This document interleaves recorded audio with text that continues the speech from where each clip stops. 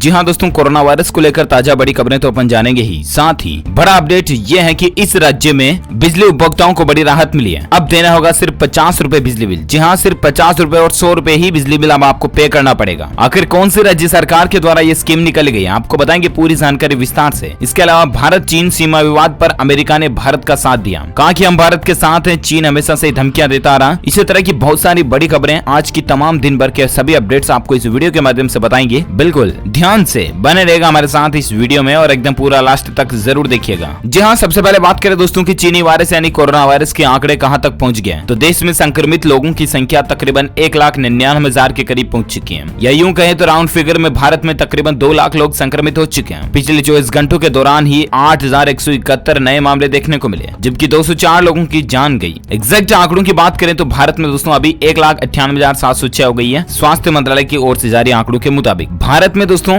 1,98,706 total संक्रमित हो चुके हैं, जिसमें 5,598 लोगों की जान जा चुकी है। वहीं पिछले 24 घंटों के दौरान 8,171 नए मामले सामने आए, जबकि 204 लोगों की जान गई। राहत की बात यह दोस्तों की इन 1,98,000 संक्रमितों में से 95,000 समथिंग लोग जो हैं वो इस चीनी वायरस को यानी कि कोरोना को मात देने में कामयाब हुए हैं। रिकवरी रेट 48.07% पर पहुंच गया। दुनिया भर में इसके आंकड़ों की बात करें तो 62,71,577 कुल मामले हो चुके हैं, जिसमें से 31,98,000 सक्रिय मामले हैं, जबकि 3,75,000 से ज्यादा लोगों की जान जाने की खबर है दुनिया भर में ग्लोबली। तो ये तो रहे ताजा आंकड़ों की बात। और वहीं बात करें दोस्तों अगले अपडेट की, जहां बड़ी खबर आप देख सकते हैं कि भारत में चीनी वायरस की सांसें फूली, जल्द ही बीमार से ज्यादा होगी ठीक होने वाले लोगों की संख्या। जी हाँ, ये राहत की खबर है दोस्तों। कोरोना महामारी के खिलाफ देश में बड़ी जंग छिड़ी हुई है और इस जानलेवा वायरस को मात देने के लिए हर राज्य ने बड़ी तैयारी भी कर रखी है। बेहद संक्रामक होने के कारण इस बीमारी की चपेट में आने वाले लोगों की तादाद तो हर रोज बढ़ रही है, लेकिन अच्छी बात यह है कि कोविड-19 से देश में मौतों का आंकड़ा घट गया और इस बीमारी से ठीक होने वाले लोगों की संख्या भी तेजी से धीरे धीरे बढ़ रही है, यानी कि धीरे धीरे भारत में कोरोना की सांसें फूल रही है। अगर यही ट्रेंड रहा तो ग्राफ ये बताता दोस्तों की जल्द ही बीमार होने वाले लोगों की बजाय ठीक होने वाले लोगों की संख्या ज्यादा होगी, यानी कि रिकवरी रेट 50% से ऊपर बहुत जल्द निकल जाएगा। तो ये हम सभी भारतीयों के लिए अच्छी बात होगी। वहीं और एक अपडेट देख सकते हैं कि बिहार और झारखंड में कोरोना वायरस को लेकर लाइव अपडेट आ रहा। पटना के 8 नए इलाके कोरोना की चपेट में आए, कुल मरीजों का आंकड़ा 4,000 के करीब पहुंच चुका है। जी हाँ, बिहार में राजधानी पटना में कोरोना संक्रमित मामले ज्यादा प्रभावित हैं और पटना जिले के अंदर कोरोना के 252 केस हैं। अब चिंता की बात यह है कि पटना के 8 नए इलाकों को भी कोरोना ने अपनी चपेट में ले लिया। इससे प्रशासन की परेशानी बढ़ सकती है, तो ये मसला चल रहा है। और इसी बीच अगली खबर है कि रूस में पहली बार कोरोना वायरस की दवा का होगा इस्तेमाल, मिल गई इजाजत। जी हाँ, आपको बता दें कोरोना वायरस ने पूरी दुनिया में कहर बरपा रखा और इस महामारी से बुरी तरह से प्रभावित होने वाले देशों में रूस भी शामिल है। लोगों को इस रोग से निजात दिलाने के लिए रूस कोविड-19 को ध्यान में रखकर बनाई गई पहली दवा को मंजूरी देगा। दवा का इस्तेमाल अगले हफ्ते से शुरू किया जा सकता है। रूस की सरकार के एक अधिकारी ने यह बात की जानकारी न्यूज एजेंसी रॉयटर्स को दी है। अधिकारी ने बताया कि इस कदम से उम्मीद है कि स्वास्थ्य प्रणाली पर दबाव कम होगा और सामान्य आर्थिक गतिविधियों में तेजी आएगी। कुल मिलाकर के जल्द से जल्द दुनिया भर के सभी वैज्ञानिक जो जुटे हुए हैं कोरोना की दवाई को ढूंढने में, वो दवाई, वो टीका, वो वैक्सीन मिल जाए। बस हम सभी की ईश्वर, अल्लाह, गॉड, ऊपर वाला जो कुछ भी आप मानते हो, उनसे यही प्रे कीजिएगा कि जल्द से जल्द बस इसकी दवाई मिल जाए, है ना। चलिए इसी बीच अगली खबर है कि अच्छी खबर, बिना वैक्सीन के ही खत्म होगा कोरोना। डॉक्टर्स इस तरह का भी दावा करे दोस्तों। अब देखिए एक नई रिसर्च आ रही है कि कमजोर होने लगा कोरोना। जी हाँ, बड़ी खबर आप देख सकते हैं कि डॉक्टर मेटेवो ने कहा कि कोरोना वायरस अब कमजोर हो रहा और इस वायरस में अब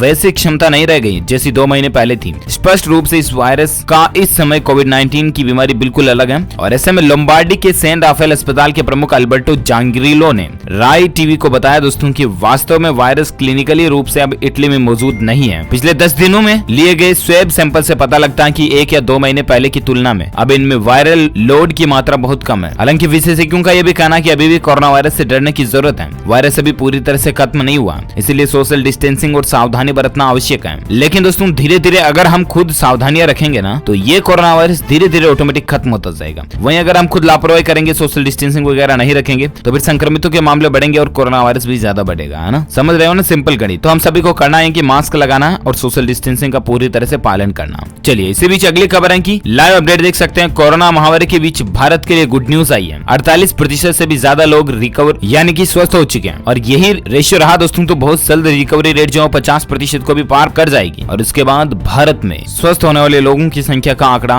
बढ़ जाएगा के बजाय संक्रमित, है ना। चलिए अगली खबर है कि कोरोना वायरस के बीच इबोला ने अब इस देश में मचाई तबाही। अब तक 4 लोगों की जान जाने की खबर है। जी हाँ, देखिए दोस्तों कि अभी तक तो कोरोना वायरस की महामारी का प्रकोप भी खत्म नहीं हुआ और इसी बीच इबोला वायरस और प्रकट हो गया। जहां पूरी दुनिया इस समय कोरोना वायरस महामारी से उबर नहीं पाई है और अब इबोला वायरस ने भी अपनी दस्तक दे दी है। इबोला वायरस के डेमोक्रेटिक रिपब्लिक ऑफ कांगो में 6 नए मामले सामने आए, जिसकी पुष्टि स्थानीय स्वास्थ्य अधिकारियों के साथ साथ WHO यानी वर्ल्ड हेल्थ ऑर्गेनाइजेशन ने इसकी खुद पुष्टि की है। स्थानीय अधिकारियों के मुताबिक पश्चिमी शहर ममडाका में इबोला के 6 नए मामले सामने आए, जबकि 4 लोगों की इससे जान जाने की खबर है। तो ये देखिए दोस्तों अब आप कि आखिर किस तरह से चीनी वायरस के साथ साथ इबोला वायरस भी प्रकोप मचाना शुरू कर रहा है। सावधान रहिएगा आप कुल मिलाकर के। और इसी बीच अगली खबर है कि भारत चीन सीमा विवाद पर अमेरिका बोला, लंबे समय से धमकियां देता आ रहा चीन, हम भारत के साथ हैं। जी हाँ, भारत के लिए भी बड़े गौरव की बात है दोस्तों। कल ही ऑस्ट्रेलिया ने भारत का साथ दिया था, चीन को झोर का झटका हाई जोरों से देते हुए, और वहीं आज अमेरिका ने भारत का साथ दिया और एक बार फिर से चीन को हाई जोरों से झटका लगा। दरअसल अमेरिकी विदेश मंत्री माइक पोम्पियो ने कहा दोस्तों कि चीनी सैनिक क्षमताओं का खतरा देखते हुए अमेरिका निश्चित ही भारत समेत दुनिया भर के कई साझेदार देशों के साथ हाथ मिला सकता है। उन्होंने कहा कि चीनी सेना ने जो तरक्की की है वह सच है। राष्ट्रपति शी जिनपिंग अपनी सैन्य क्षमताएं बढ़ा रहे हैं। हमारा रक्षा मंत्रालय इस खतरे को समझने के लिए हर संभव प्रयास भी कर रहा है। विदेश मंत्री पोम्पियो ने कहा कि मुझे पूरा भरोसा है कि राष्ट्रपति ट्रंप के नेतृत्व में हमारा रक्षा विभाग, हमारी सेना और हमारे राष्ट्रीय सुरक्षा संस्थान इतने सक्षम है कि हम अमेरिकियों की रक्षा कर सकते हैं। साथ ही उन्होंने कहा कि वास्तव में हम विश्व भर के अपने सभी सहयोगी देशों जिनमें भारत, ऑस्ट्रेलिया, दक्षिण कोरिया, जापान, ब्राजील, यूरोप के साथ अच्छी सहभागिता निभा सकते हैं। हम अच्छे साझेदार हो सकते हैं और इससे यह भी पक्का करेंगे कि पश्चिमी देशों में आजादी का जो अमेरिकी मॉडल है वह इन देशों में भी हो। भारत चीन के बीच हालिया सीमा विवाद पर एक सवाल का जवाब देते हुए पोम्पियो ने कहा कि चीन मार्च से ही ये सब कर रहा है। वह लंबे समय से इसके प्रयास कर रहा था, वो वहाँ कुछ ऐसा करेंगे जिससे कि उनका फायदा हो, लेकिन हम भारत के साथ हैं। चीन सिर्फ धमकियां देता रहा और यह काम वह लंबे समय से करता रहा। अमेरिकी विदेश मंत्री ने कहा कि पहली बार हमारे पास एक ऐसा प्रशासन जो वास्तव में प्रतिक्रिया देने और ये कहने के लिए तैयार है कि ऐसा बर्दाश्त नहीं किया जा सकता। इस सरकार ने कुछ जरूरी कदम उठाए जिससे यह पता लगता है कि हमारी सरकार चीन से अमेरिकी लोगों को बचाने के लिए कितनी गंभीर है। तो कुल मिलाकर के डोनाल्ड ट्रंप वगैरह ने WHO वगैरह की फंडिंग रोकी वगैरह वगैरह मसला चल रहा है, इसी को लेकर ये अपडेट है। और चलिए अगली और अंतिम खबर बहुत ही ज्यादा महत्वपूर्ण, ध्यान से समझिएगा जरा। लॉकडाउन के चौथे चरण के आखिरी दिन यानी कि जब लोग दोस्तों लॉकडाउन 5 या अनलॉक 1 लागू हुआ ना,